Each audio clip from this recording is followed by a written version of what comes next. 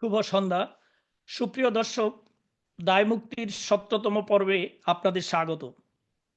আমাদের আজকের পর্বটি একটি বিশেষ পর্ব।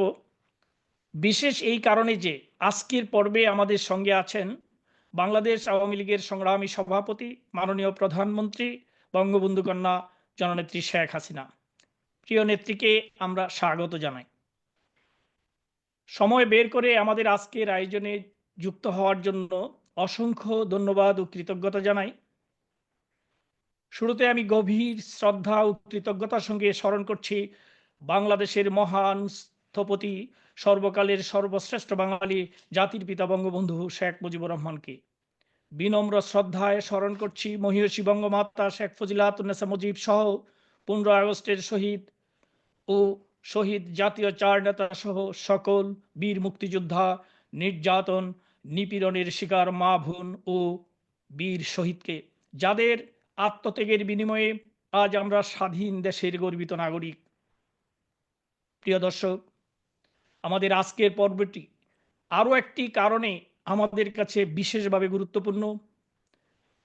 আজকের এই পর্বে যারা আমাদের সঙ্গে যুক্ত হয়েছেন তারা সেই পুলিশ সদস্যদের পরিবারের সদস্য, যে পুলিশ সদস্যরা গত জুলাই আগস্টে ইনুজগংয়ের হত্যাকাণ্ডের শিকার। আপনাদের মনে আছে তথাকথিত আন্দোলনের তথাকথিত সমন্বয়ক হাসিব আল ইসলাম একটি বেসরকারি টেলিভিশনের টক শোতে বলেছিলেন, যদি মেট্রো রেলে আগুন না দেওয়া হতো বা যদি পুলিশদের না মারা হতো তাহলে বিপ্লব এত সহজে অর্জিত হতো না। অর্থাৎ মেট্রো রেলে আগুন দেওয়া, পুলিশ হত্যা সবকিছুই পূর্ব পরিকল্পনা মাফিক করা হয়েছে। বাংলাদেশ আওয়ামী লীগের সভাপতি, আমাদের প্রাণপ্রিয় নেত্রী বঙ্গবন্ধু কন্যা শেখ হাসিনা আজ আমাদের সঙ্গে আছেন। স্বাভাবিকভাবেই আমাদের আজকের এই পর্বটি বিশেষভাবে গুরুত্বপূর্ণ। আপনারা যারা আমাদের সঙ্গে যুক্ত হয়েছেন তারা শেষ পর্যন্ত আমাদের সঙ্গে থাকুন। আজ আমাদের সঙ্গে যুক্ত হয়েছেন শহীদ পুলিশ পরিবারের সদস্য জেসমিন সুলতানা। তিনি শহীদ নায়েক মোহাম্মদ গিয়াসউদ্দিনের সহধর্মিণী। তাদের বাড়ি নারায়ণগঞ্জ জেলার সোনারগাঁ থানার গৌচাট গ্রামে। রাব্বি আক্তার, তিনি শহীদ এএসআই মোহাম্মদ রফিকুল ইসলামের সহধর্মিণী, বাড়ি ঢাকা জেলার আশুলিয়া থানার কুনাপাড়া গ্রামে। আছেন সুলতানা রাজিয়া, তিনি পুলিশ পরিদর্শক শহীদ মোহাম্মদ রাশিদুল ইসলামের সহধর্মিণী। তাদের বাড়ি সিরাজগঞ্জ জেলার তারাস থানার নগাঁও গ্রামে। আরও আছেন সালমা সুলতানা, তিনি শহীদ এএসআই ফিরোজ হোসেনের সহধর্মিণী। তাদের বাড়ি গোপালগঞ্জ জেলার গোপালগঞ্জ সদর থানার গোপীনাথপুর গ্রামে। জেসমিন সুলতানা, রাব্বি আক্তার, সুলতানা রাজিয়া ও সালমা সুলতানা, আপনাদের স্বাগত জানাই আমাদের আজকের আয়োজনে। আমরা পর্যায়ক্রমে আপনাদের সবার কথা শুনব, তবে শুরুতেই বক্তব্য রাখবেন শোষিত, বঞ্চিত, নিপীড়িত মানুষের অধিকার প্রতিষ্ঠার বলিষ্ঠ কণ্ঠস্বর বাংলাদেশ আওয়ামী লীগের সংগ্রামী সভাপতি বঙ্গবন্ধু কন্যা জননেত্রী শেখ হাসিনা।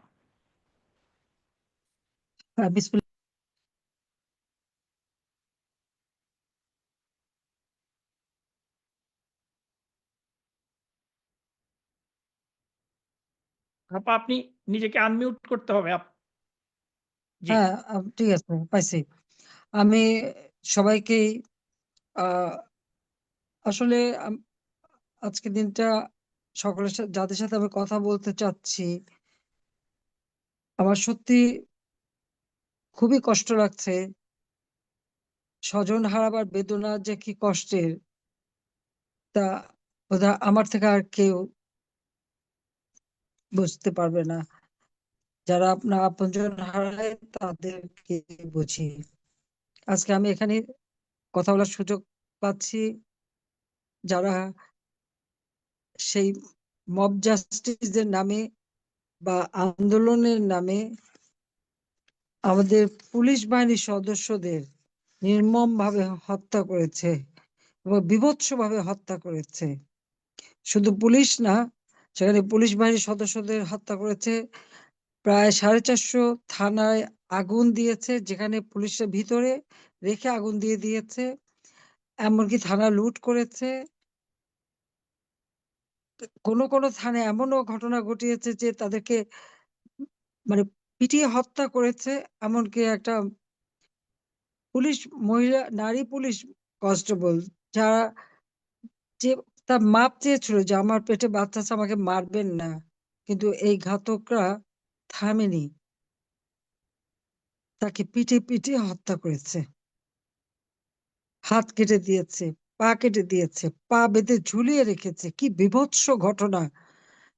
এটা ভাবতে অবাক লাগে।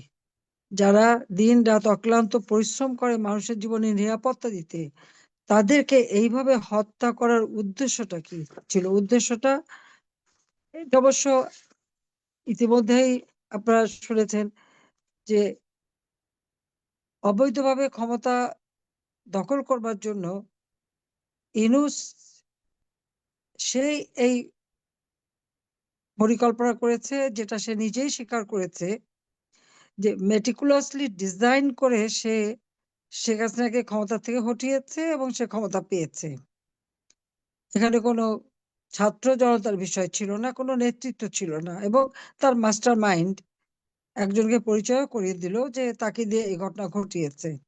অর্থাৎ 7ই জুলাই থেকে আন্দোলনের নামে যে খেলা চলছিল, সেই 7ই জুলাই থেকে 14 জুলাই পর্যন্ত তো পুলিশ ছাত্রদের উপর কোনো আক্রমণ করে নাই, গরম পানি মারে নাই, সাউন্ড গ্রেনেড মারে নাই, বা তাদের উপর কোনো রকম জুলুম করেনি, বরং পুলিশ তাদেরকে সর্বতোভাবে সহায়তা করেছে। এমনকি যখন এই ছাত্ররা বঙ্গভবনে যেতে চেয়েছে, পুলিশ তাদেরকে সাথে গেছে এবং তাদের নিরাপত্তা দিয়েছে। অথচ সেই পুলিশকেই তারা প্রথম আঘাত করা শুরু করলো, এবং সে কথাটা আজকে ওদের মুখ থেকেই চলে এসেছে। সে মোহাম্মদ ইউনূসের যে পালিত সন্ত্রাসী সমন্বয়ক হাসিব, সে কিন্তু একটা টেলিভিশনের ইন্টারভিউতে বলেছে, আমি কোট করছি, বলছে পুলিশ হত্যা না করলে আর মেট্রো রেলে আগুন না দিলে বিপ্লব সার্থক হতো না, আনকোট। তার মানে এই পুলিশ যে তারা হত্যা করেছে, এটা কিন্তু পরিকল্পিতভাবেই হত্যা করেছে। এবং মেট্রো রেল সহ বিভিন্ন প্রতিষ্ঠানে যে আগুন দেওয়া এবং লাশ ফেলা, এবং তাদের আন্দোলনের মধ্যে যতগুলি লাশ পড়েছে, সেগুলি যদি এখন কবর থেকে বের করে পোস্টমর্টম করা যায়, দেখা যাবে এখানে পুলিশ গুলি করে নাই, সেনাবাহিনী গুলি করে নাই, র্যাব গুলি করে নাই, বিজিবি গুলি করে নাই। সেখানে এমন এক রাইফেল ব্যবহার করা হয়েছে, বুলেট ব্যবহার করা হয়েছে, যে বুলেট, সেটা ইউনূসের যে উপদেষ্টা স্বরাষ্ট্র মন্ত্রণালয়ের দায়িত্বে ছিলেন সাখাওয়াত সাহেব, তিনি নিজেই একজন সেনাবাহিনীর লোক, কাজী অফিসার, তিনি জানেন, এবং তিনি সেই বুলেট দেখে বলেছেন এটা 7.62 বুলেট, এই বুলেট পুলিশ ব্যবহার করে না বা আমাদের কেউ ব্যবহার করে না। কাজে সেই গুলিতেই তারা মারা গেছে। এবং যখন এটা মিছিলের মধ্যে তারা ছিল, সেখানে কোন পুলিশ ছিল অনেক দূরে, হঠাৎ একটা গুলি লেগে মারা গেল, সেটা কিভাবে হয়? আর আবু সাইদের ব্যাপারটা যদি আমরা বলি, তা বলছে পুলিশ গুলি করেছে। হ্যাঁ, পুলিশকে যখন আক্রমণ করেছে, পুলিশের পক্ষ থেকে কখন কোন পদক্ষেপ নেওয়া হবে সেই নির্দেশিকা পুলিশের কার্যক্রমের মধ্যেই দেওয়া থাকে, তাদের কার্যপ্রণালীতেই থাকে, সেটা আইনেও দেওয়া আছে যে কখন কোন অবস্থায় তারা কোন অ্যাকশনে যাবে। তারপরে আমাদের পুলিশ বাহিনী যথেষ্ট ধৈর্যের পরিচয় দিয়েছে তখন, আমি বলবো অনেক ধৈর্যের পরিচয় দিয়েছে, কিন্তু এই ধৈর্যের পরিচয় দিতে যেয়েই তাদের উপরে আরো বেশি আঘাত। তো তাদেরকে পরিকল্পিতভাবেই হত্যা করা হয়েছে। এমনকি গণভবনে ডিউটি করতো, আমার ডিউটিতে যে পাইলট পুলিশ ছিল, যাত্রাবাড়িতে বাড়ি, তাকে সেখানে মেরে ব্রিজের কাছে ফেলে রেখেছিল। যখন এখানে ডিউটিতে আসে না, খোঁজ নিয়ে দেখা গেল যে তাকে ওখানে হত্যা করা হয়েছে। এইভাবে তারা পরিকল্পিতভাবেই মেরেছে এবং সে কথাটা তারা নিজেরা স্বীকার করেছে। এটাই হচ্ছে সবথেকে দুর্ভাগ্যের বিষয় যে তারা আন্দোলন করবে, তাদের কোনো কিছু নেই, তারা এভাবে মানুষ খুন করবে। এটা কোন ধরনের কথা? একদিকে আগুন দিয়ে জ্বালানো আর একদিকে লাশ ফেলা। আবার এই পুলিশ হত্যায় বিএনপির এক নেতা সিরাজগঞ্জের, সে বলেছে যে পুলিশকে মেরে নাকি কোমর ভেঙে দিয়েছে, যার জন্য আর পুলিশ কোনো কিছু করতে পারেনি। সেই সাথে আর একটি দল, কোন এক ইসলামিক আন্দোলনের নেতা, সেও আবার বলেছে, দাবি করছে যে তারাই পুলিশ মেরেছে। তার মানে কি, যারা মানুষের জীবনে নিরাপত্তা দেবে তারাই হয়ে গেল এদের শিকার, তারাই হলো এদের লক্ষ্যবস্তুতে পরিণত হয়েছে। সব থেকে দুর্ভাগ্য যে ইনুস যে ক্ষমতা নিল,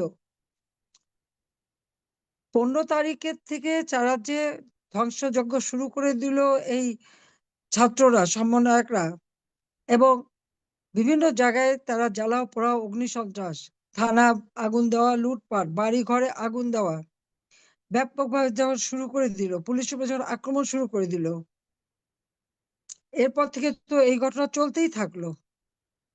আর কি দুর্ভাগ্যের বিষয়, যে যে পুলিশগুলিকে হত্যা করলো, আমাদের অগণিত আওয়ামী লীগ নেতাকর্মীকে হত্যা করেছে, 14 দলের নেতা, সাংবাদিক, সাংস্কৃতিক কর্মী, আইনজীবী, সব শ্রেণী পেশার মানুষের উপরেই তারা হামলা করেছে এবং হত্যা করেছে। সেখানে এতে কোনো বিচার হবে না। যাদেরকে হত্যা করেছে তাদের পরিবার বিচার চাইতে পারবে না, এদের দায় মুক্তি দেওয়া হয়েছে। দায় মুক্তি কেন দেওয়া হলো? যদি কেউ অন্যায় করে তার তো বিচার হতে হবে, তদন্ত হতে হবে। যখন 6 জন মারা গেল, আমি তখন বিচার বিভাগীয় তদন্ত কমিটি করে দিলাম এবং সেই তদন্ত কমিটি কিন্তু কাজও শুরু করলো। কিন্তু ইউনূস ক্ষমতা আসার পরে সে তদন্ত কমিটির কাজ বন্ধ করে দিল। কিন্তু সে ক্ষমতায় এসে কি বললো? এই 8ই আগস্ট ইউনূস বক্তব্য দিয়েছে যে আমি আমি কোট করছি, সে বলেছে, আমি সকলকে শান্ত থাকতে বলেছি, ভায়োলেন্স আমাদের এনিমি। ছাত্রদের, রাজনীতিবিদদের সবাইকে শান্ত থাকতে বলেছি, আনকোট। তার মানে উনি সবাইকে শান্ত থাকতে বলেন, আর এদিকে তারা খুন খারাপি অব্যাহত রেখে যায়।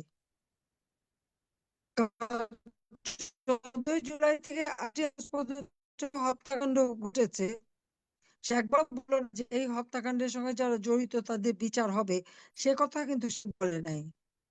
উনি খুব ভালো মানুষ সেজে সকলকে বেশ সবক দিলেন, শান্ত থাকতে বলেছে।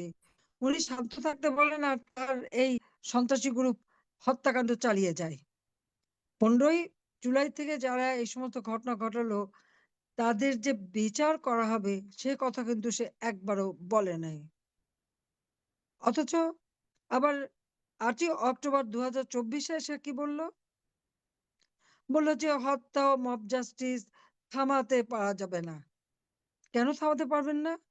যখন ক্ষমতা নিয়েছেন তখন অবশ্যই এই ধরনের অবিচার, অন্যায় বা কেউ যদি আইন হাতে তুলে নেয়, তাদের থামানোর দায়িত্ব তো আপনার।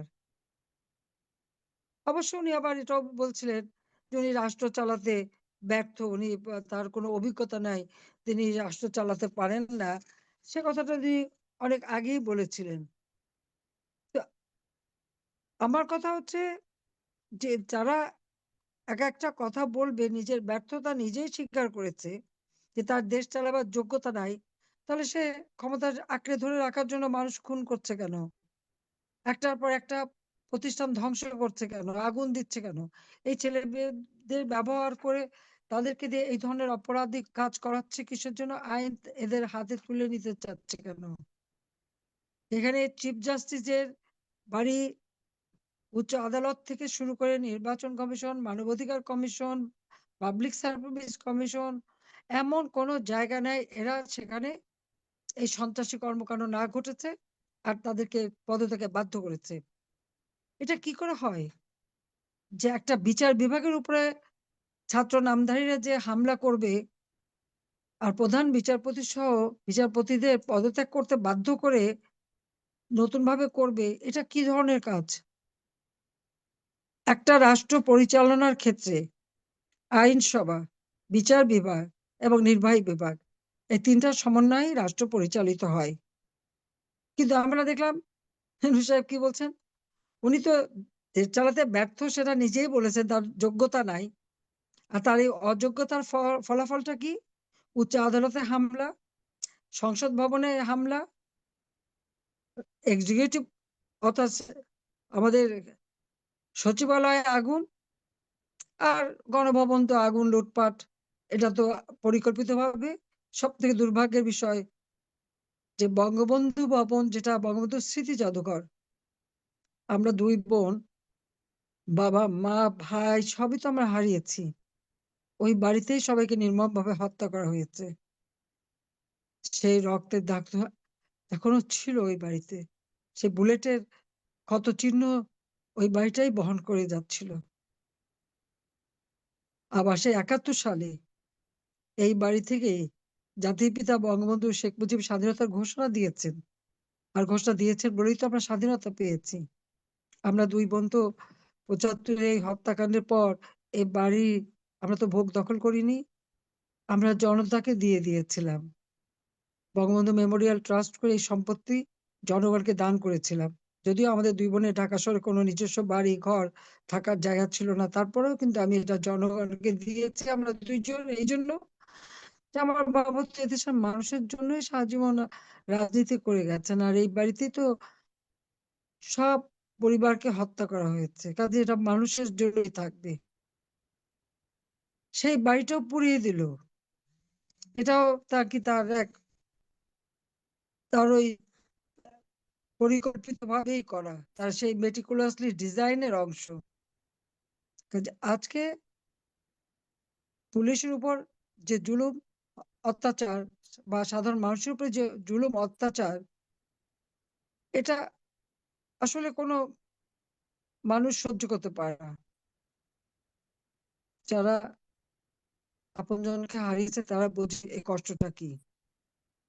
আজকে আমার প্রশ্ন, যিনি ক্ষমতা দখল করলেন তার কাছে, যে সেই 6 মাস পর্যন্ত ক্ষমতায়, অথচ এখনো দেশের মানুষের জীবনে নিরাপত্তা দিতে পারছেন না।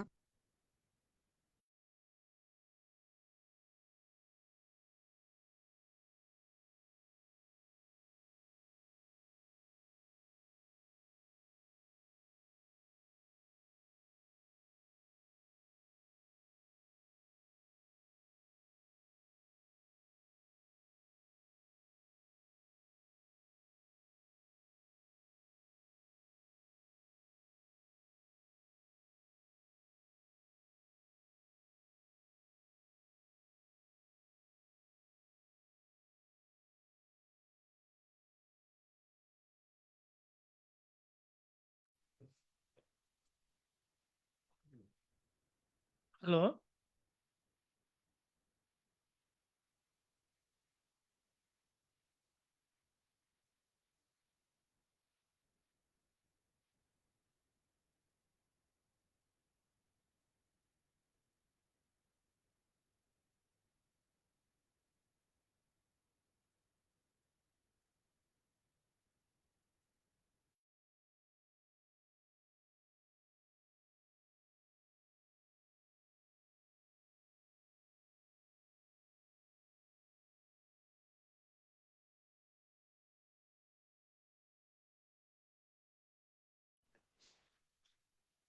জি, মাননীয় নেত্রীর ওইখানে থেকেই সমস্যাটা হয়েছিল। উনি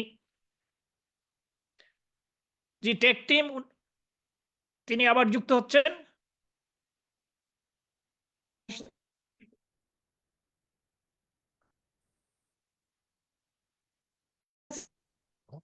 হ্যাঁ, জি জি শোনা শুনতে যাচ্ছে। পাচ্ছি। জি জি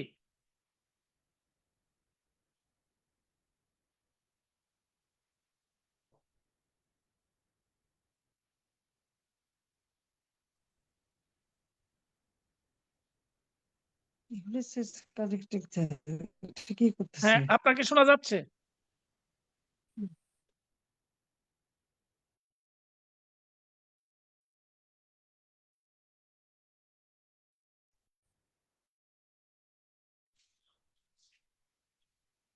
ক্লিয়ার শোনা যাচ্ছে?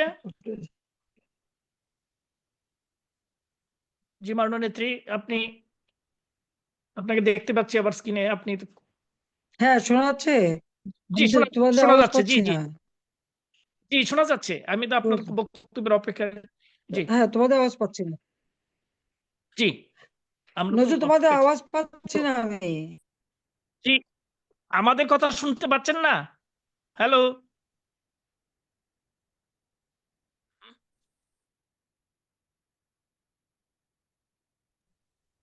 ওকে।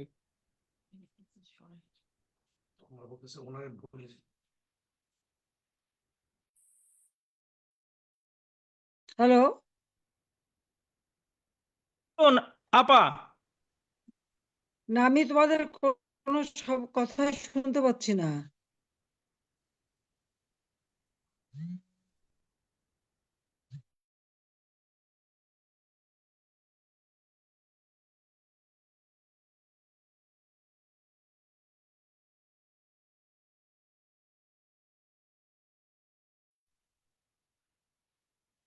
আমরা দেখতেছি। আপনি আপনি বলুন, কন্টিনিউ করুন।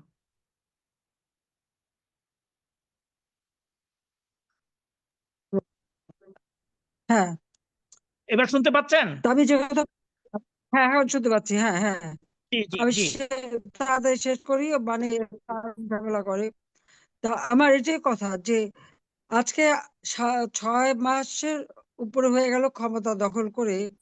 এখন যদি সে আইন শৃঙ্খলা নিয়ন্ত্রণ করতে না পারে, এই মব জাস্টিস বন্ধ করতে না পারে, উল্টা আরো মানুষকে হয়রানি, অত্যাচার, নির্যাতন, এই তারপরে আবার এখন শুরু হচ্ছে কি অপারেশন ডেভিল হান্ট। কে ডেভিল? কাকে খুঁজছে সে? যারা পুলিশকে হত্যা করে, আওয়ামী লীগ নেতাকর্মী হত্যা করে, ছেলেকে না পেলে মাকে হত্যা করে, মাকে গ্রেপ্তার করে, ছোট 10 বছরের বাচ্চার সামনে এবং 3-4 বছরের বাচ্চার সামনে যে বাড়ির মধ্যে তাণ্ডব করে।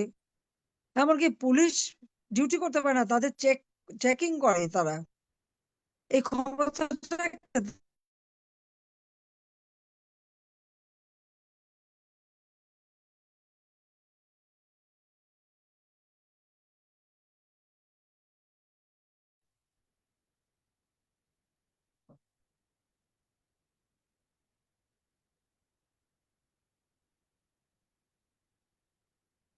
জি মাননীয় নেত্রী, আপনাকে আবার আমরা শুনতে পাচ্ছি না।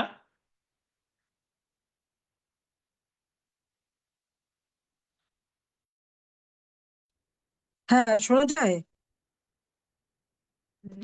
জি শোনা যায়, বলুন। আচ্ছা আচ্ছা। দে- স- পুরো দেশ চালাতে ব্যর্থ, তো এই ব্যর্থতার বোঝাটা টানবে। আজকে দেশটাকে অর্থনৈতিক ভাবে ধ্বংস করছে। মানুষের আইন শৃঙ্খলার পরিস্থিতি সব থেকে খারাপ, মানুষ জীবনে কোনো নিরাপত্তা নাই। আমরা যে বাজেট দিয়ে এসেছি, বয়স্ক ভাতা, বিধবা ভাতা থেকে শুরু করে সবকিছু বন্ধ। এমনকি আশ্রম প্রকল্পের ঘরগুলি ভেঙে দিচ্ছে। এই অবস্থা, চরম অরাজকতা দেশে চলছে। মানুষের কোনো নিরাপত্তা নাই। আর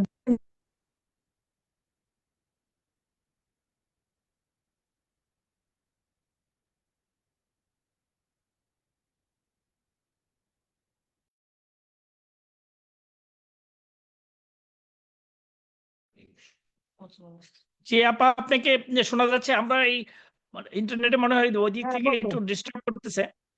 আপনারা আমাদের সাথেই থাকুন। বারবার জি বলুন। জি বলুন, শোনা যাচ্ছে নেত্রী।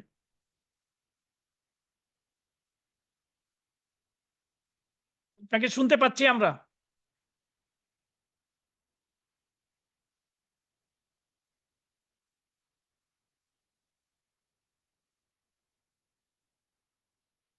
জি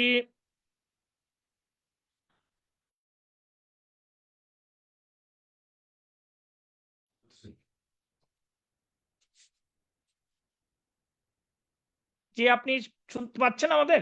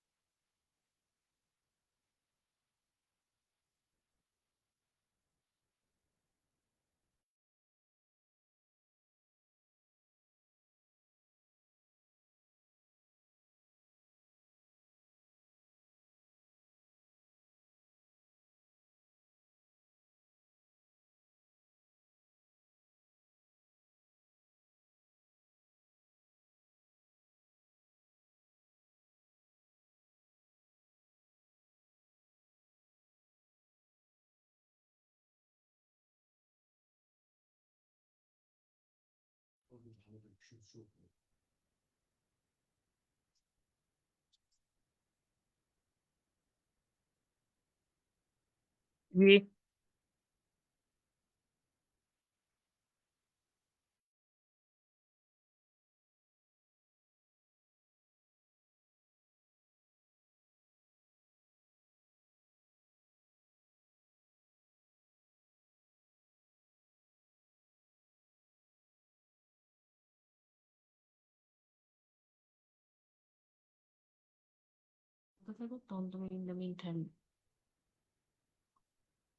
সুপ্রিয় দর্শক, আমার মনে হয় ওইদিকে ওনার ইন্টারনেটে একটু সমস্যা হচ্ছে।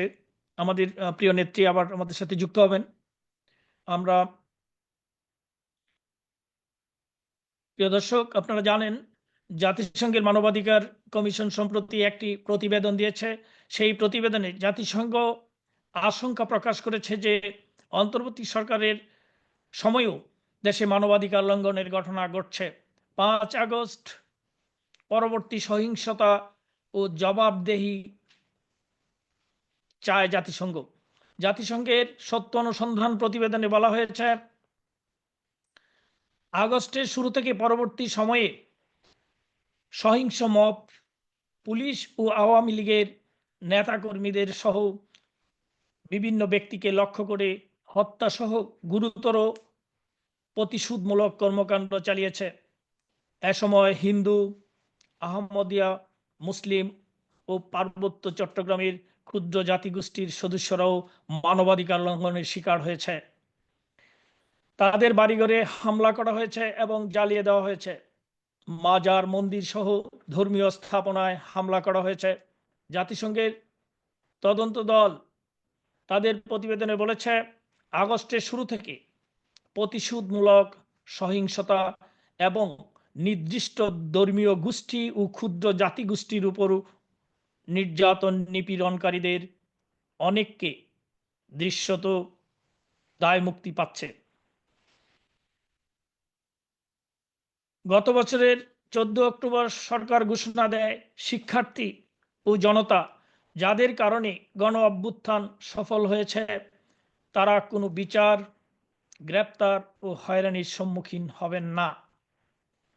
আমরা আমরা এখন এই শহীদ পুলিশ পরিবারের সদস্যদের কথা শুনব,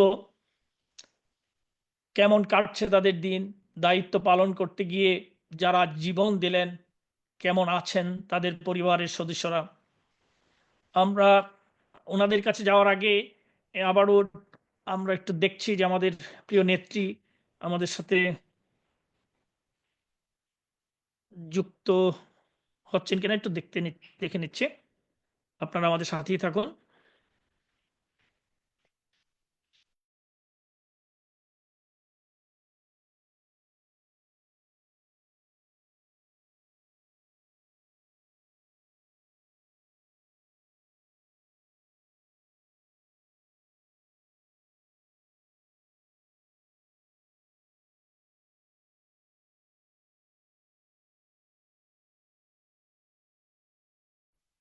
আমাদের প্রাণপ্রিয় নেত্রী এখন আমাদের সাথে আবার যুক্ত হয়েছেন।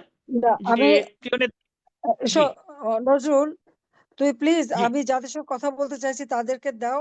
আমি সেটা বেশি জি আমি ইম্পর্টেন্ট, বক্তব্য পরে আমি দিতে যাচ্ছি। পারবো। জি আমি আমি ওনাদের সঙ্গে যাচ্ছি। কথা বলবো। হ্যাঁ, নাও। আমরা শহীদ পুলিশ পরিবারের সদস্যদের কথা শুনবো, কেমন কাটছে তাদের দিন, দায়িত্ব পালন করতে গিয়ে যারা জীবন দিলেন কেমন আছেন তাদের বলে ফেলতে। পরিবারের সদস্যরা। শুরুতেই বলবেন মোহাম্মদ ও, ইউনূস। এখানে কথা বলবো। মেট্রিকুলার্স হ্যাঁ, ডিজাইনের মাধ্যমে তার দূষরদের দিয়ে গত বছর 19 জুলাই যাকে পিটিয়ে 7 পায়ের রক কেটে নির্মমভাবে খুন করে, তারপর যাত্রাবাড়ি থানাস্থ ঢাকা চিটাগাং হাইওয়ের রায়েরবাগ ফ্লাইওভারে ঝুলিয়ে ঝুলন্ত লাশের নিচে আগুন ধরিয়ে দিয়ে লাশটিকে সে বলতে পোড়াচ্ছিল ইচ্ছে করেছে। সেই শহীদ নায়েক মোহাম্মদ গিয়াসউদ্দিনের সহধর্মিণী জেসমিন সুলতানা। জেসমিন সুলতানা, আপনি বলুন।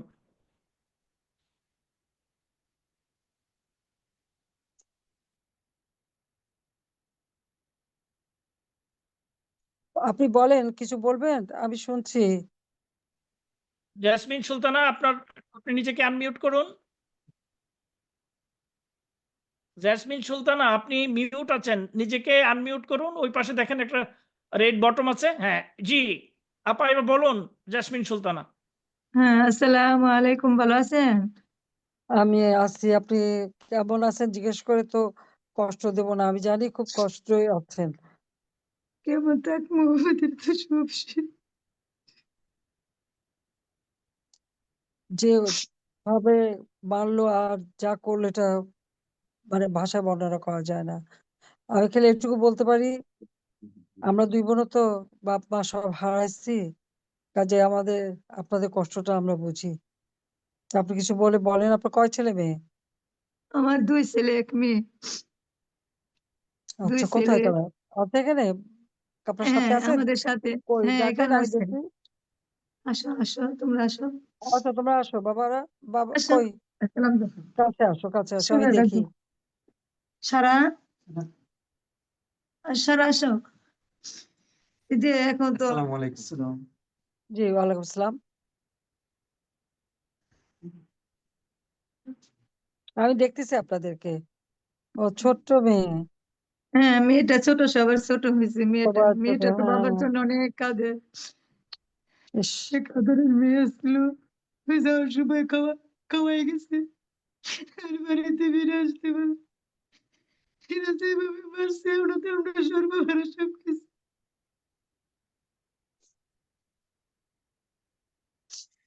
এরা তো পরিস্থিতি যায় না কা কালো হইয়া কিরকম হয়েছে, মনে হয় যে চিনে যে গেল না, কিছু চিনতেই পারলাম না। মানুষের ভাবে জীবন হত্যা করে না। এখন তো আমাদের কেউ নেই, আমাদের কেউ জিজ্ঞাসা করতে আসলো না। একদিন বললো না যে কিভাবে মারছে, কি করছে। এরা কেউ কোনোদিন আসে না, খোঁজ খবর নিতেও আসে না। আমি 3টা বাচ্চা নিয়ে চলতেছি।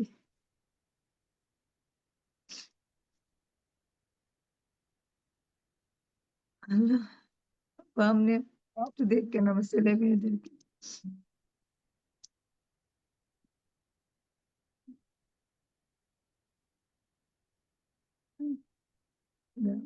আমি আমি জানি না আমি কি ভাষায় সান্ত্বনা দেবো, তবে এটুকু কইতে পারি যে আমি আছি।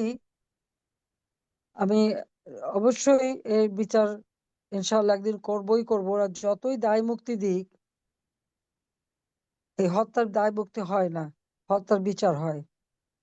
আমার বাবা মা ভাই, 3 ভাই, তার সবাইকে যখন হত্যা করেছিল তাদেরকেও দায় মুক্তি দেওয়া হয়েছিল, কিন্তু আমি আল্লাহর রহমতে এসে তাদের বিচার করেছি ইনশাল্লাহ।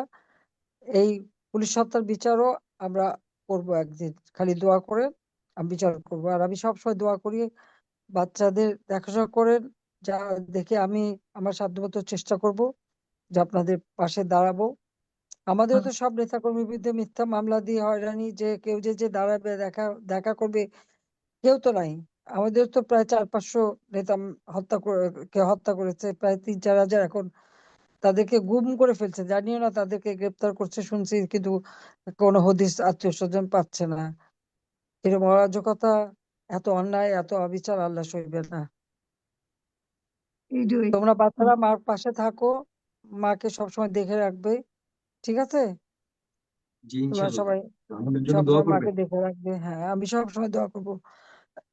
তো বলো যে আমি আসছি তোমাদের জন্য, হ্যাঁ, আমি খোঁজ ইনশাআল্লাহ খবর আপনাদের নিচ্ছি, খোঁজ সবসময় খবর দোয়া করি। রাখছি। হ্যাঁ, অনেকদিন। জেসমিন সুলতানা, আপনাকে হ্যাঁ, ধন্যবাদ। মাননীয় নেত্রী, আপনাকেও ধন্যবাদ। এবার যাচ্ছি রাব্বি আক্তারের কাছে। তিনি শহীদ এএসআই মোহাম্মদ রফিকুল ইসলামের সহধর্মিণী। রফিকুল ইসলাম ঢাকা জেলার এসবিতে কর্মরত ছিলেন। গত বছর 5 আগস্ট তাকে নিষ্ঠুরভাবে খুন করে ঢাকা টাঙ্গাইল হাইওয়ে সংলগ্ন বাইপাল ওভারব্রিজে ঝুলিয়ে রেখেছিল। রাব্বি আক্তার আপা, আপনি বলুন। আসসালামু আলাইকুম।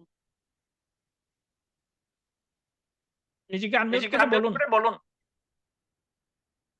আসসালামু আলাইকুম।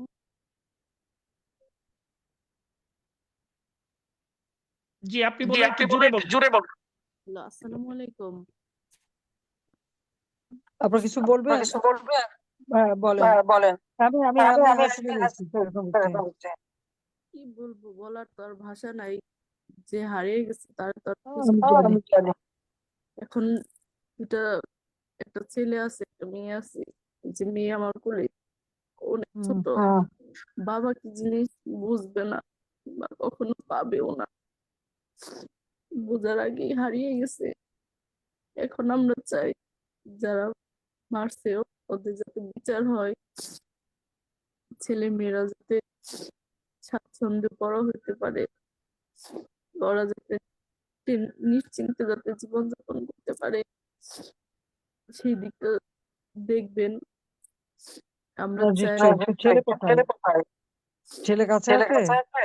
না, ছেলে কাছে নাই, ছেলে আমার আম্মুর কাছে থাকে, স্কুলে পড়ে ও তো আচ্ছা। আমার আম্মুর কাছে।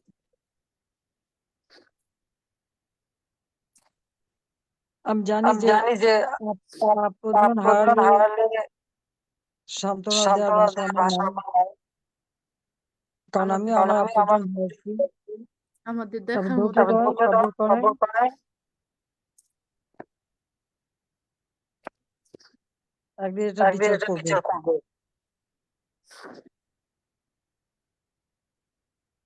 ইনশাল্লাহ বিচার হবে। আর ছেলে মেয়ে যাতে মানুষ করতে পারেন, তার জন্য আমার তরফ থেকে যা দরকার আমরা করবো। একটু সময় লাগবে। ওদের জন্য দোয়া করবেন যাতে ওরা মানুষের মতো মানুষ হইতে পারে। হ্যাঁ, নিশ্চয়ই দোয়া করি। ভালো থাকেন। আল্লাহ সবর দিক, সেই দোয়া করি।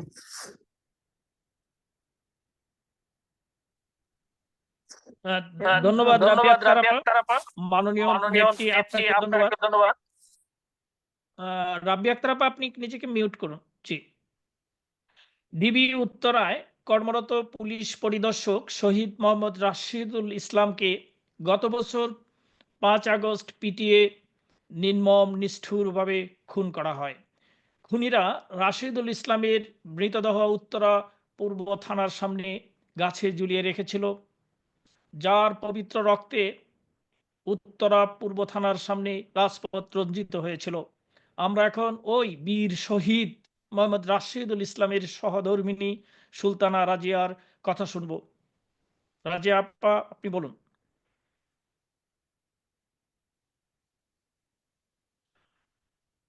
সুলতানা রাজিয়া, আপনি নিজেকে আনমিউট করুন।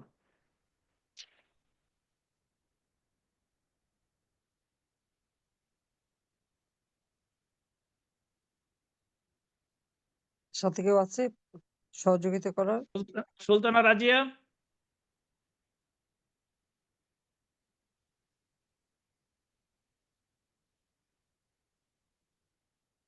আমার মনে হয় তিনি কোনো টেকনিক্যাল সমস্যার কারণে, দেখি ওনাকে আবার পাওয়া গেলে ওনাকে দেখছি না, ওদের টেকনিক্যাল কারণে উনি বাইরে হয়ে গেছেন নাকি। আমি এবার যাচ্ছি, এবার বলবেন শহীদ এএসআই ফিরোজ হোসেনের সহধর্মিণী সালমা সুলতানা। ফিরোজ হোসেন, যিনি ঢাকা মেট্রোপলিটন পুলিশের কদমতলী থানায় কর্মরত ছিলেন, জনগণের জালমাল রক্ষা করতে গেলে তাকে গত বছর 5 আগস্ট যাত্রাবাড়ি থানার সামনে পিটিয়ে নির্মমভাবে খুন করা হয়। সালমা সুলতানা, আপনি বলুন।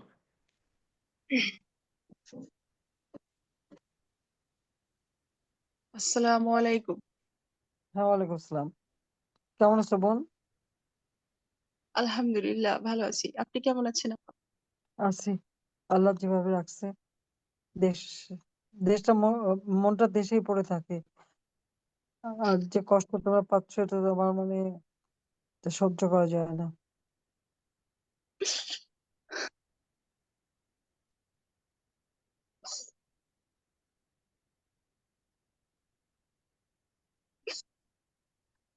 আসলে আমি কিভাবে শুরু করব আপা? কোন দিক দিয়ে শুরু করব নিজেই বুঝতে পারছি না।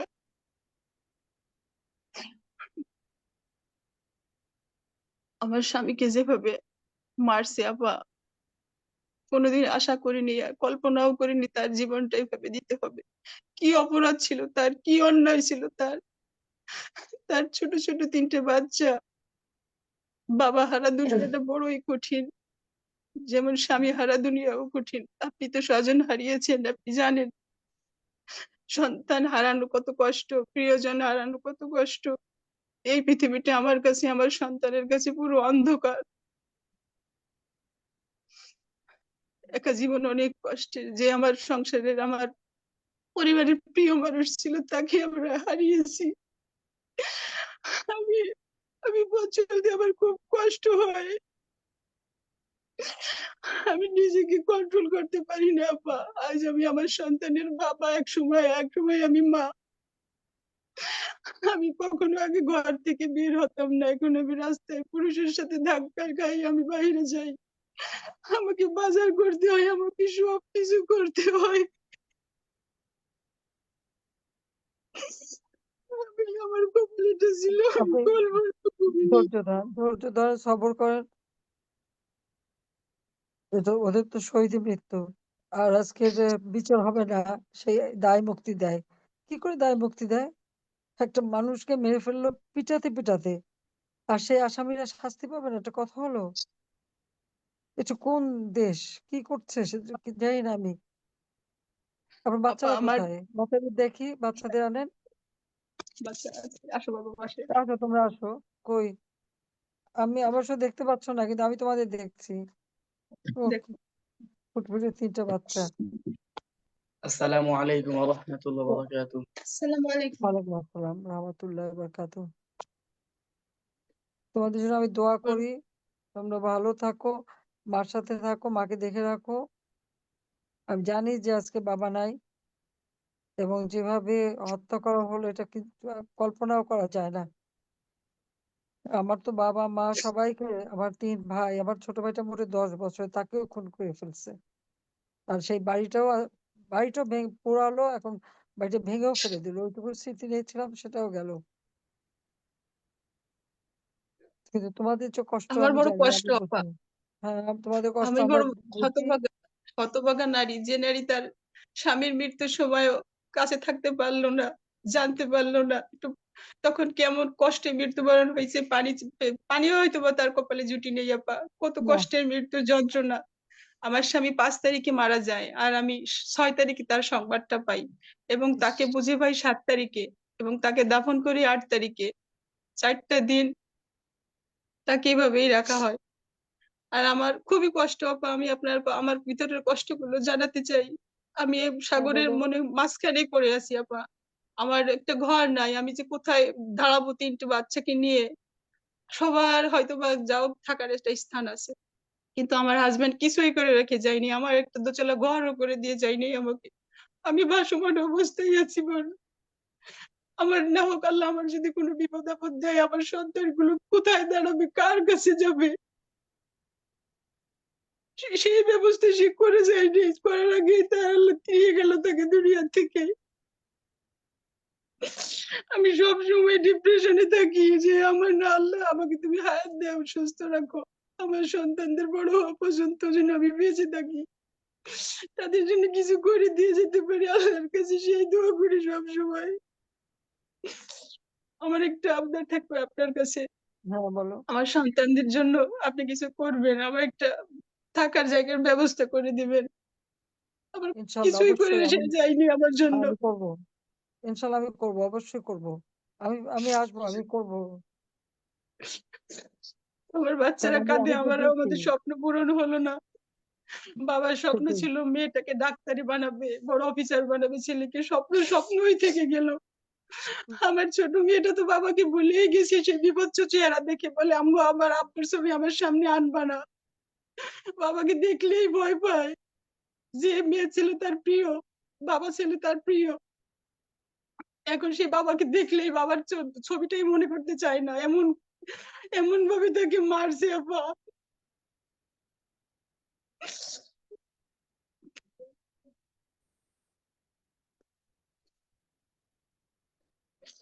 যদি একটা থাকার ব্যবস্থা হতো আমার, আমি সব একটু নিশ্চিন্ত থাকতে পারতাম। আপা প্রিয়জনকে হারিয়ে কেউ কখনো শান্তিতে থাকতে পারে না। সারা জীবন এই কষ্টের জ্ঞানে আমাকে টানতে হবে যতদিন আমি বেঁচে থাকবো। আমি গতকাল রাত্রে আবার রাত 2টা পর্যন্ত আমি সজাগ, আমার দু চোখে ঘুম আসে না। তুমি ধৈর্য ধরো বোন, মনে জোর রাখো। আমি সহ্য করতে যে পারি ছেলে না কি আপা পড়ে? আমার। ছেলে কোন ক্লাসে পড়ে? তোমার ছেলে কোন ক্লাসে পড়ে? আমার ছেলেটা সে এবার হেফজে কমপ্লিট করছে, আর মেয়েটা এসএসসি আচ্ছা, পরীক্ষা দেবে, বড় মেয়েটা ও দেখাশোনা মানে। পরীক্ষা দেবে এসেছে, আচ্ছা। জি আর জি ছোট জি। জন কি সুন্দর পুতুলের মতো। ছোটজন ক্লাস ওয়ানে ওয়ানে পড়ে। ছোট আচ্ছা, মেয়েটা কান্না করে বলে যে আম্মু তুমি এখন গোস্ত কেন ছোট করো, মাছ কেন ছোট করো, আমার আব্বুই তো ভালো ছিল। আমার আব্বুকে আমি কবে দেখবো, কবে কথা হবে, আমি এখন কাকে আব্বু বলে ডাকবো, আর আব্বুকে কি বলে ডাকবো? সবার বাবা আছে, আমার কেন বাবা নাই? বড় মেয়েটা কান্না করে। আমি ওদের ওদের তো বুঝাইতে পারি না, না ওদের চিন্তা করবো, না আমি, না ওদের তুমি ভবিষ্যতে। কিভাবে বুঝো বলো?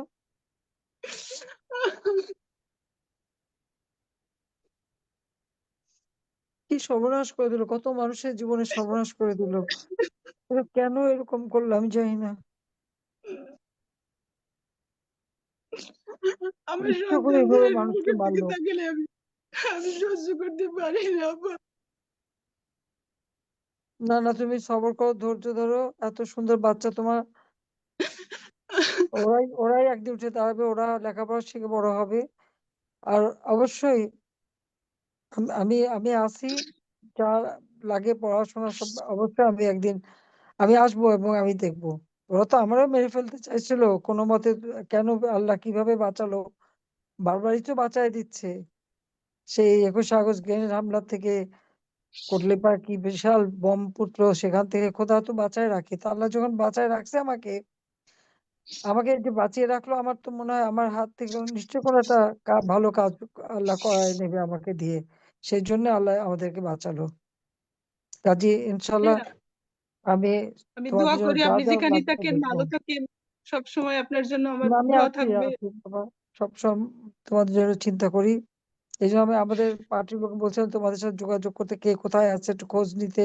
আমি তো বুঝি, কারণ আমরা তো এরকম সেই 75 সালে যখন সব হারালাম, দুই বোন আমরা, সেই এতিম এসি হয়ে গেলাম, না ঘর না বাড়ি না নিজের দেশ। আবার এখন সবকিছু ভেঙে গুড়িয়ে শেষ। এমনকি আমার স্বামীর বাসাটা সেটাও ভেঙে দিছে, রানা বাসাটা সেটাও লুট করে নিয়ে গেছে, আগুন দিয়ে সব পোড়ানো, এবং ইট টিটও খুলে নিয়ে চলে গেছে। তোমাদের মতো আমাদেরও কোনো থাকার জায়গা নেই, কিচ্ছু নাই। তারপরেও মানুষের যে কষ্ট, সেই কষ্টটাই আমি দেখি। আমাদের দিন তো চলে যায়, কিন্তু এই যে তোমাদেরকে এভাবে একটা মানুষকে পিঠে মারা কি সোজা কথা? এরা কি অমানুষ? এদের মধ্যে মনুষ্যত্ব বোধ নাই? ওটাকে আল্লাহ এমন এদের ভাবে বিচার মারছে, করবে, আল্লাহ এদের দাঁতগুলো, বিচার করবে। মুখটা পুরো এই বিকৃত করে ফেলেছে, দাঁত উঠে ফেলেছে আপা, দেখা যায় না। আমার মেয়ে, ছোট মেয়েটা তো বাবাকে দেখতেই ভয় পায়, বলে কি ছবিটা সরাও মামনি, আমি দেখতে চাই না। না না না, আমি সব ছবি দেখছি, তো আমি লাস্টটা দেখছি, এটা প্রতিবাদও করছি। আমি তো এনকোয়ারি কমিটিও করে দিয়েছিলাম।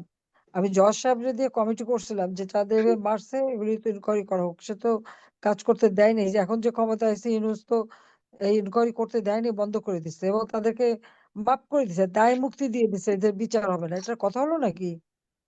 এই দায় মুক্তি সে দেয় কে? সে কিভাবে? সে তো জোর করে ক্ষমতা দখল করছে, সে অস্ত্র দিয়ে অর্থ দিয়ে ক্ষমতা দখল করে বসে এদেরকে সব মাফ করে দেয়। তাকে যে এই পুলিশ মারে মানুষ মারে তাকে ক্ষমতা আনছে, এইটাই তাতেই সে খুশি। কাজে এদের আর বিচার করবে না। কিন্তু বিচার হবে, আমি তোমাদের বললাম, আল্লাহ ইচ্ছে বিচার হবে। আমার বাবা মা ভাই বোনদের যারা হত্যা করছে তাদেরও দায় মুক্তি দিছিল, কিন্তু আমি দেশে ফিরে এসে আইন করে তাদের বিচার করছি। ইনশাল্লাহ এই হত্যারও বিচার আমি করব, আমি তোমাদের কথা দিলাম। দোয়া করি। আমি আর বিচার আপনি করবো। আমার আর জন্য একটু ব্যবস্থা করবেন। সবার হয়তো বাড়ি আমি গাড়ি থাকার জায়গা আমি আছে, আমি কিন্তু আমি আমার অবশ্যই করবো, নিশ্চয়ই করবো। আম- আমার দেশের বাড়িতে একটু ঘরও নাই আপা। আমার মনে অনেক কষ্ট আপা, অনেক কোথায় যন্ত্রণা বাড়ি, আপা। কোথায় দেশের কোন কোথায় বাড়ি কোথায়? গোপালগঞ্জ আপা। গোপালগঞ্জে? জি। কোন জায়গা? গোপীনাথপুর। ও, আচ্ছা। হ্যাঁ ঠিক আছে, আমি খবর হ্যাঁ নেবো, আমি তো আমি মনে খবর নেবো দেখে। হ্যাঁ হ্যাঁ, আর জি জি আমাদের লোকজন, পার্টির লোকরা তো কেউ ঘরে থাকতে পারে না, তাদের ব্যবসা বাণিজ্য বন্ধ, ঘরবাড়ি পোড়ায় দিচ্ছে সব, যে অত্যাচার তা তো সীমাহীন। তারপরেও আমি ওদেরকে বলবো খোঁজ নিতে, খবর নেবে সবাই, চিন্তা করো না। আমি যখন বেঁচে আছি, হ্যাঁ আমি আপু, থাকলে আমার এগুলো বাসায় করবো। আমার বাসায় অলরেডি কিছুদিন আগে এই সাংবাদিকটা গিয়েছিল যে আমার ঘর হ্যাঁ, খুঁজে পাইনি ইন্টারভিউ নেওয়ার জন্য। পরে আমি আর কি আমাদের পুলিশ সদস্য ভাইদের সাথে যোগাযোগ করছি যে আমি ইন্টারভিউ দিতে চাই না। যখন আমার পাশে দরকার ছিল ওই সাংবাদিকদের, যে ওরা যদি ছবিগুলো পোস্ট করতো হাজারো বোন তার স্বামীকে ফিরে পাইতো, এখন আমাদের পাশে সাংবাদিক প্রয়োজন নাই।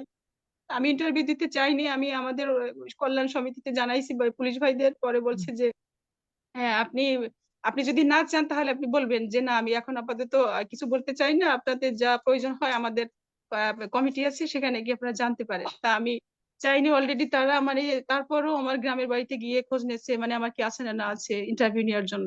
কিন্তু আমার তো কিছুই নাই, আমার স্বামীর কোনো ঘর খুঁজে পাইনি। পরে আমি বললাম আপনারা, আমি না বলা সত্ত্বেও কেন গিয়েছেন? পরে বললো যে আপা আসছিলাম, ভাইয়ের কবর জিয়ারত করলাম।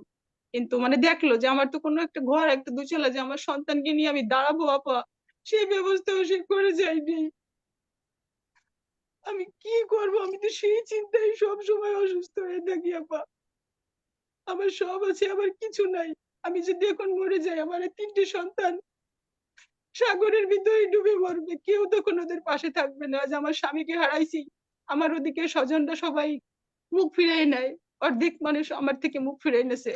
আমার একটা ভাসুর থেকে বিদেশে, সেও যোগাযোগ করে না। সবাই মানে যখন সে বেঁচে ছিল সবাই ছিল, এখন তার পাশে কেউ নাই, তার তো সন্তানদেরও খোঁজ নেয় না। আর আমি যখন মরে যাব আমার 3টে সন্তান তো একদম শ্যাওলার মতো ভেসে বেড়াবে। না না, তোমার বেঁচে থাকতে হবে তো, বাচ্চাদের জন্য বেঁচে থাকতে হবে, আর ধৈর্য ধরতে হবে, মনে সাহস রাখতে হবে, ঠিক আছে? তো আমার দোয়া নিও, আছে, আমি ঠিক আছি আছে। তো তোমাদের, আমি অবশ্যই আমি দেখবো কতটুকু কি করতে পারি, করবো আমি। যদিও আমাদের সবকিছু জ্বালায় পড়ায় শেষ করে দিয়েছে, ব্যাংক ট্যাঙ্ক সব বন্ধ, কোনো কিছু করার উপায় নেই, সব বন্ধ করে দিচ্ছে। আমরা একটা ট্রাস্ট করছিলাম, সেখান থেকে সবাইকে সাহায্য করতাম, সেটাও বন্ধ করে দিচ্ছে। তারপরে ইনশাল্লাহ, আল্লাহ যখন বাঁচায় রাখছে, আমি দেখবো, তোমাদের চিন্তা করো না, আমি আছি। আচ্ছা আমি চাই আমার সন্তানদের ভালো থাকার জন্য ভালো পরিবেশে আপনি আপনারা গোপালগঞ্জে ওদের একটা থাকার ব্যবস্থা করে দেবেন, এই হ্যাঁ, আবেদনটা করবো, আপনার কাছে থাকবে। নিশ্চয়ই আমি করবো, ঠিক আছে, চিন্তা হ্যাঁ, করো না। ঠিক আছে আপু। হ্যাঁ, তো সালমা তোমরা ভালো সুলতানা থেকো। আপনাকে ধন্যবাদ। আচ্ছা, মাননীয় নেত্রী আপনাকে ধন্যবাদ। আমরা দেখতে পাচ্ছি যে আমাদের ওই যে সুলতানা রাজিয়া আপা, যিনাকে আমরা মিস করছিলাম, তাকে আমি দেখতে পাচ্ছি। সুলতানা রাজিয়া আপা, আপনি নিজেকে আনমিউট করে কথা বলুন। তিনি বীর শহীদ মোহাম্মদ রাশিদুল ইসলামের সহধর্মিণী রাজিয়া সুলতানা। আপনি নিজেকে আনমিউট করুন।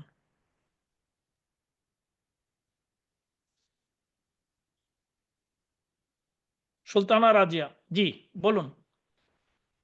শোনা যাচ্ছে? জি জি। আসসালামু আলাইকুম স্যার। হ্যাঁ, ওয়ালাইকুম আসসালাম। আমি কি বলে শুরু করবো আমি বলতে পারছি না, তাহলে এতটুকুই বলবো যে এই পৃথিবীতে আমি নিঃস্ব হয়ে গেছি, আমার বলার ভাষা নেই। জোর করে এইভাবে হত্যাকাণ্ড করে, আমি একা পড়ে আছি, কি করব বলেন?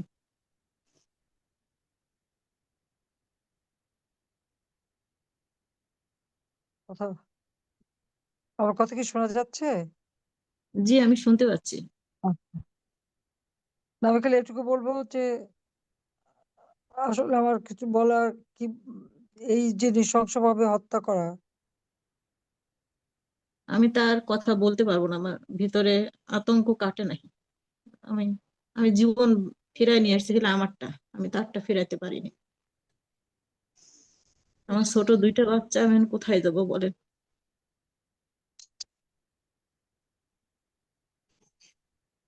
বাচ্চারা আমার কোথায়? বাচ্চা, আমি তাকে কি নিয়ে ভবিষ্যৎ গড়ে দেবো বলেন? আমার চাকরি নাই, আমি শিক্ষিত হয়ে এখন পর্যন্ত কোনো চাকরি পেলাম না, আমি কোথায় যাব বলেন?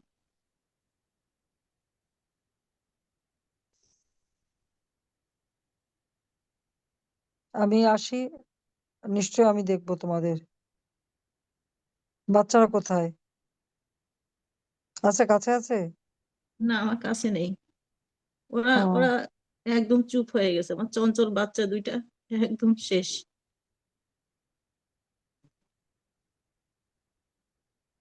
এইভাবে যে কত মানুষের ক্ষতি করলো তো বলার ভাষা নাই, তারপর আবার এর বিচার হবে না। আমার বাচ্চারা সরকার এখন না খেয়ে থাকে হলো। সরকারের পক্ষ থেকে কোনো সাহায্য করে নাই? সরকারের এখনো পুরাপুরি পাইনি আমি। তো কাল ভোরে তো বলতেছে যে কত বলে শহীদদের সবাইকে টাকা দিচ্ছে, কি দিচ্ছে, কত টাকা তুলছে।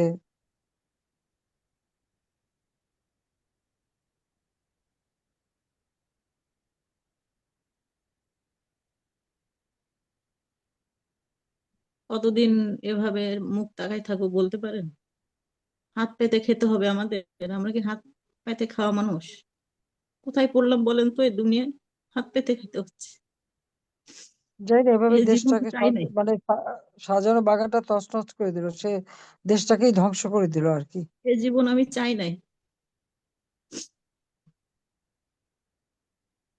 তোমার বাড়ি কোথায়, বাবা মা কোথায়? আমার বাবা, আমার হাজবেন্ড যেদিন দাফন করেছে একদিন পরে আমার বাবা মারা গেছে। ইস,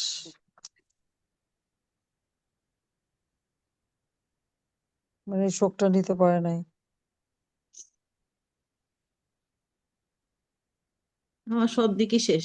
আমার কোনো জায়গায় জায়গা নেই। আমার সব শেষ। আমরা আছি তোমার কাছে, তুমি চিন্তা করো না। তোর বাড়ি কোথায়? রাজশাহীতে।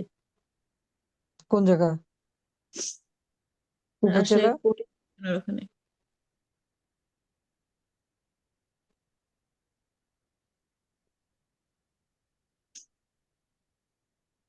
ইনশাল্লাহ আমি আসলে সব ব্যবস্থা করে দেবো, কোনো চিন্তা করো না। সে আশায় থাকলাম। হ্যাঁ, সবর করো, আল্লাহকে ডাকো, বাচ্চাদের মানুষ করতে হবে তো। কি দিয়ে মানুষ করবো বলেন তো? হাত পেতে?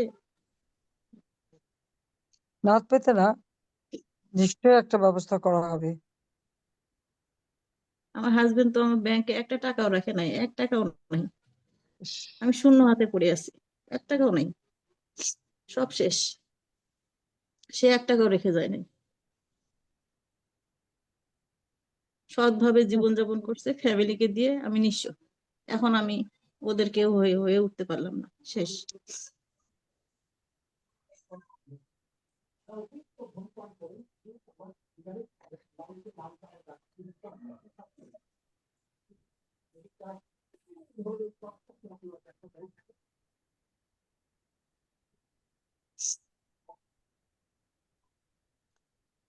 তুই ধৈর্য ধরো, দেখি যে আমরা নিশ্চয়ই বেঁচে যখন আসছি একটা বিহিত করবোই। তা তো আর চলার জন্য যা তো অত লেখাপড়া জানা মেয়ে, তোমার তার কাজের ব্যবস্থা অবশ্যই হবে। বাচ্চাদের মানুষ করতে হবে, এখন নিজেকে শক্ত করতে হবে।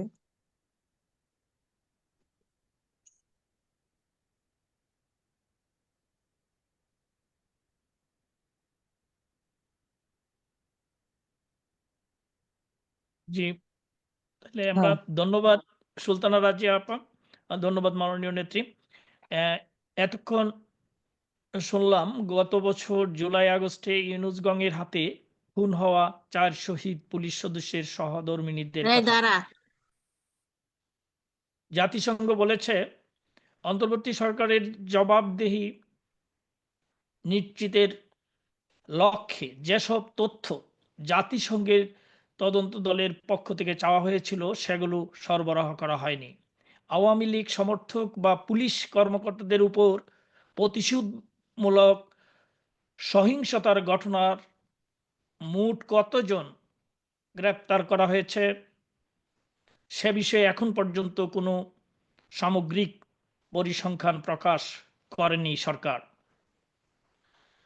আওয়ামী লীগের নেতাকর্মী, পুলিশ, ধর্মীয় ও ক্ষুদ্র জাতিগোষ্ঠীর মানুষের উপর সংগঠিত অপরাধের দ্রুত ও স্বাধীন তদন্ত নিশ্চিত করতে বলা হয়েছে প্রতিবেদনে। এতে বলা হয়, এসব ঘটনায় জড়িত অপরাধীদের মধ্যে যাদের পরিচয় জানা গেছে তাদের বিচারের আওতায় আনতে হবে। বিচারহীনতা ও প্রতিশোধের চক্র থেকে মুক্তির জন্য জবাবদিহি প্রতিষ্ঠায় সমন্বিত উদ্যোগ নিতে হবে। প্রিয় দর্শক এবং আজকের পর্বে অংশগ্রহণকারী, আপনাদের উদ্দেশ্যে এখন আবার কথা বলবেন বাংলাদেশ আওয়ামী লীগের সংগ্রামী সভাপতি, আমাদের প্রাণপ্রিয় নেত্রী, বঙ্গবন্ধু কন্যা দেশরত্ন জননেত্রী শেখ হাসিনা। আমি এইমাত্র যাদের সঙ্গে কথা বললাম এবং তাদের যে দুরবস্থার কথা আমি শুনলাম, এটা সত্যি খুব বেদনাদায়ক। এইভাবে নির্মমভাবে হত্যা করা, আর যারা মানুষের নিরাপত্তা দেবে তাদেরকে হত্যা করা, এই পুলিশ হত্যা, এবং তারপরে এই প্রত্যেকটা পরিবার আজকে মহা বিপদে। তারা তো কিভাবে বাঁচবে ভবিষ্যতে? এই বাচ্চাগুলির ভবিষ্যৎটা কি? অথচ এ পর্যন্ত সরকারের পক্ষ থেকে তো কোনো কিছু করাই হয়নি, উল্টো আরো যারা এই হত্যাকাণ্ডের সঙ্গে জড়িত তাদেরকে দায় মুক্তি দেওয়া হয়েছে। মানে বিচারহীনতা। এই বিচারহীনতার কালচার থেকে দেশকে বের করে আনতে হবে, এবং ইনশাল্লাহ এদের বিচার একদিন হবে হবে, এটা আমি বিশ্বাস করি। এইভাবে অন্যায়ভাবে মানুষকে হত্যা করা, এবং এর প্রতিবাদেই আমাদের সংগ্রাম চালাতে হবে। আর এই যে সরকার এই ধরনের মানুষ হত্যা করে এবং হত্যাকারীদের লালন পালন করে এবং জঙ্গি সন্ত্রাসীদের ছেড়ে দিয়ে তাদেরকে নিয়ে দেশটাকে আজকে একেবারে জঙ্গির দেশে পরিণত করেছে, একের পর এক মানবাধিকার লঙ্ঘন করে যাচ্ছে। এই পুলিশকে যেভাবে নৃশংসভাবে হত্যা করেছে, এর থেকে বড় মানবাধিকার লঙ্ঘন আর কি হতে পারে? এবং এই ইউনূস, সে এই মানবাধিকার লঙ্ঘনের দায়ে সে দায়বদ্ধ, কাজে একদিন তার বিচারও বাংলাদেশে হবে। এই মানবাধিকার লঙ্ঘনের দায়ে তার বিচার করা হবে ইনশাল্লাহ। এবং আমি একটু বলবো যে আমাদের যারা একটু, আমি জানি আমাদের সবাই খুব কষ্টে আছে, তারপরেও এই পরিবারগুলি, এই বাচ্চাগুলি, এবং আরো তো বহু পুলিশ মারা গেছে, তাদের সকলের খোঁজ নেওয়া। এবং যখন আমি দেশে ফিরতে পারবো ইনশাল্লাহ প্রত্যেকটা পরিবারের যা যা লাগে সব সহায়তা আমি দেব, আর হত্যাকারীদের বিচারও করবো। বোধহয় ওই জন্যই বোধহয় আল্লাহ বাঁচিয়ে রেখেছে আমাকে, সেটাই আমি মনে করি।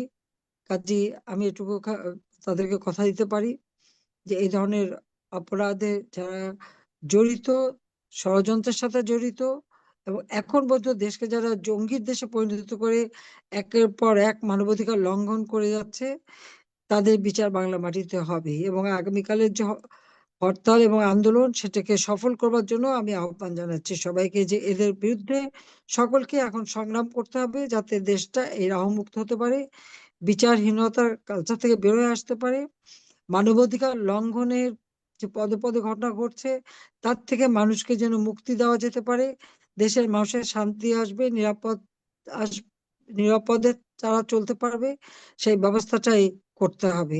এবং এটা এই সরকারকে দিয়ে হবে না, কারণ যে ক্ষমতায় যে বলে যে দেশ চালানোর আমার কোনো অভিজ্ঞতাই নাই, তো তাকে দিয়ে দেশ কিভাবে চলবে? যে মানুষ হত্যা করলে আর মানবাধিকার লঙ্ঘন করলে তাদের শাস্তি দেয় না, বিচার করে না, সে মানুষের কি কল্যাণ করবে, মানুষের কি মঙ্গল করবে? সব ভুয়া মিথ্যা কথা বলে বেড়াবে, আর অপরাধীদের নিয়ে দেশটাকে ধ্বংস করবে। কাজে আমি সকলকেই বলবো যে এই অন্যায়ের প্রতিবাদ করতে হবে, এবং এই রাহুর হাত থেকে দেশটাকে মুক্ত করতে হবে, এই জঙ্গি ইউনূসের হাত থেকে দেশটাকে মুক্ত করতে হবে। বাংলাদেশের জঙ্গিবাদ চলবে না, এইভাবে মানুষ হত্যা, পিটিয়ে হত্যা, এই জঘন্য ঘটনা যারা ঘটিয়েছে তাদের আমি তীব্র ভাষায় নিন্দা জানাই। আর আল্লাহ রাব্বুল আলামিনের কাছেও দোয়া করি যে যারা এইসব ধরনের জঘন্য ঘটনা ঘটিয়েছে তাদের জন্য বিচার হয়। সবাই ভালো থাকেন, সুস্থ থাকেন। জয় বাংলা, জয় বঙ্গবন্ধু। প্রিয় নেত্রী, আপনাকে অসংখ্য ধন্যবাদ ও কৃতজ্ঞতা। আমরা জানি বাংলাদেশ ও দেশের মানুষের কল্যাণ কামনায় আপনার প্রতিটি মুহূর্ত কাটে। আপনার নির্দেশনা আমাদের পাথেও আপনার নেতৃত্বে বাংলাদেশ অবিলম্বে নতুন করে জেগে উঠবে। আমরা সেই সুবর্ণ সময়ের অপেক্ষায়। সুপ্রিয় দর্শক, আজ এ পর্যন্তই। জয় বাংলা, জয় বঙ্গবন্ধু, জয় শেখ হাসিনা, বাংলাদেশ চিরজীবী হোক।